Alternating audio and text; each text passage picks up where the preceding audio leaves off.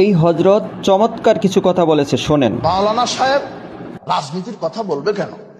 আপনি হুজুর মানুষ, একটু অজু গোসল কুলুপ ঢিলা শিখাবেন, আপনি রাজনীতির কথা বলবেন কেন? যে বলছে সে অজু জানে না, যে আমাকে বলছে যে মাওলানা মানুষ আপনি, আপনি হুজুর মানুষ, আপনি ঢিলা কুলুপের ফজিলত শিখাবেন, আপনি রাজনীতির কথা বলতে গেছেন কেন? কাপুরুষ, রাজনীতি তুমি করবে?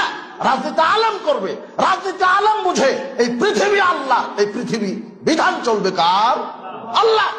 তুমি তো সামান্য মাত্র 56,000 বর্গ মাইলের একটা ইউনিটের সভাপতি, তাই তুমি আমাকে বলছো রাজনীতি তুমি করবা?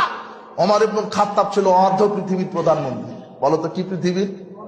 অর্ধ পৃথিবী। তোমার বাংলাদেশ মানচিত্র দেখা যায় না, তুমি তার একটা ছোট্ট একটা পটকার নেতা হয়ে তুমি আমাকে বলছো রাজনীতির কথা বলবেন না? কাপুরুষ, তুমি কি জানো রাজনীতির? রাজনীতি শেখো ওমর ইবনুল খাত্তাবের কাছ থেকে, যিনি বলছেন ফোরাত নদীর তীরে যদি কুকুর না খেয়ে মারা যায়, এর জন্য আল্লাহ আমাকে কি করবেন? ধরবেন। তার কাছ থেকে রাজনীতি শেখো।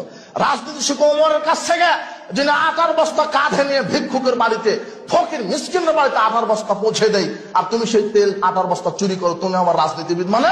তোমাকে আমি ঘৃণা করি। তুমি দুর্নীতিবাজ, তুমি গাদ্দার, তুমি চাঁদাবাজ, তুমি চেটা, তুমি বাটপার, তুমি জাতির সামনে প্রতারণা দিচ্ছ।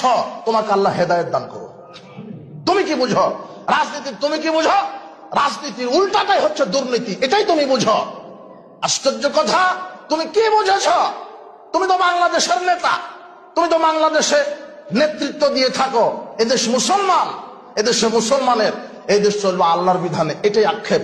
আল্লাহ, তুমি আমাদের এই রাহাজানি, তুমি আমাদের এই আক্ষেপ তুমি কবুল করো। বাংলাদেশে তাওহীদ প্রতিষ্ঠা করো, আল্লাহ তুমি কবুল করো।